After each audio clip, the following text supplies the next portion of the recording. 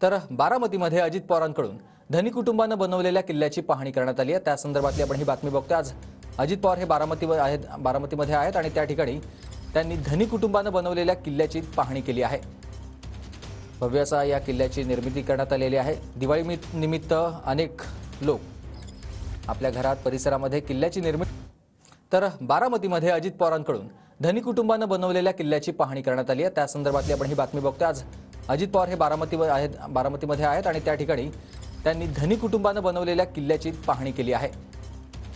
भव्य असा या किल्ल्याची निर्मिती करण्यात आलेली आहे। दिवाळी निमित्त अनेक लोक आपल्या घरात परिसरामध्ये किल्ल्याची निर्मिती करत असतात आणि अशाच धनी कुटुंबानं केलेल्या किल्ल्याची पाहणी उपमुख्यमंत्री अजित पवार यांनी केली आहे। काटेवाडीतल्या या किल्ल्याला भेट दिलेली आहे। अजित पवारांनी स्वतः जाऊन त्यांनी पाहणी केलेली आहे। अजित पवार सध्या बारामतीमध्ये आहेत आणि बारामतीमध्येच त्यांनी काटेवाडीत एका किल्ल्याची पाहणी केली आहे। धनी कुटुंबानं बनवलेल्या या भव्य अशा या किल्ल्याची पाहणी अजित पवारांनी केली आहे। दिवाळीनिमित्त वेगवेगळ्या ठिकाणी प्रत्येक जण आपापल्या परीनं किल्ले बनवत असतो। ही परंपरा आहे महाराष्ट्राची किल्ले बनवण्याची आणि तीच परंपरा जोपासली जाते प्रत्येक ठिकाणी। काटेवाडीमध्ये देखील बारामतीतल्या किल्ल्याची ही बांधणी केलेली आहे।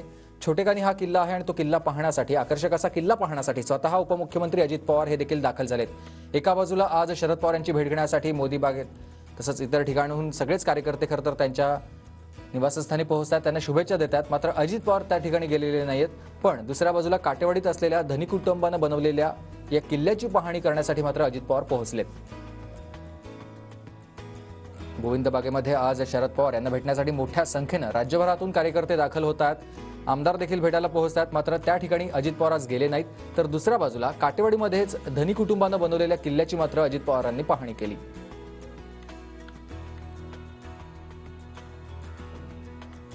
प्रदीप कापसे माझे सहकारी आपल्यासोबत जोडले गेलेले आहेत। प्रदीप, एका बाजूला बघतोय आपण सध्या शरद पवार यांची भेट घेण्यासाठी मोठ्या संख्येनं सध्या कार्यकर्ते पोहोचतात, तर दुसऱ्या बाजूला अजित पवार तिथे पोहोचले नाहीत। मात्र दुसऱ्या ठिकाणी जिथे एक किल्ला बनवलेला आहे एका कुटुंबानं तिथे ते पोहोचलेत, त्यांनी तिथे पाहणी केली आहे।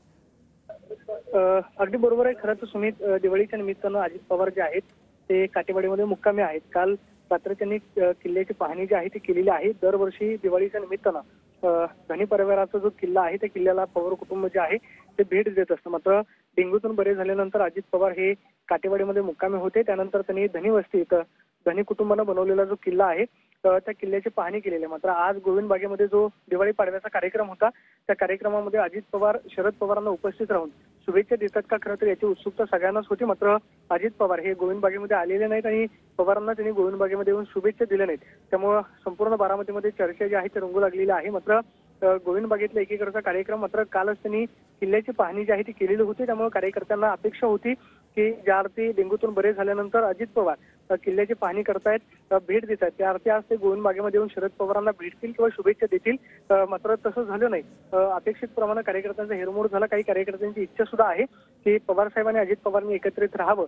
मात्र आज गोविंद बागेमध्ये दिवाळीच्या निमित्तानं शुभेच्छा देण्यासाठी अजित पवार मात्र आले नाहीत। काल संध्याकाळच्या वेळेला त्यांनी धनी परिवाराचा जो किल्ला आहे त्या किल्ल्याला भेट देऊन संपूर्ण किल्ल्याची पाहणी केली। धन्यवाद तुम्ही दिलेल्या सविस्तर माहितीसाठी।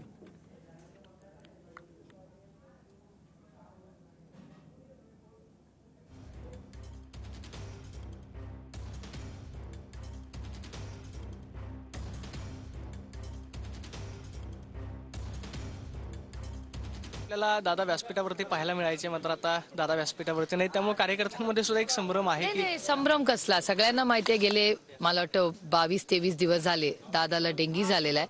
त्याच्यामुळे दादा कुठेच दिसत नाहीयेत। त्याच्यामुळे डॉक्टरच्या सल्ल्याप्रमाणेच पुढे जायचं।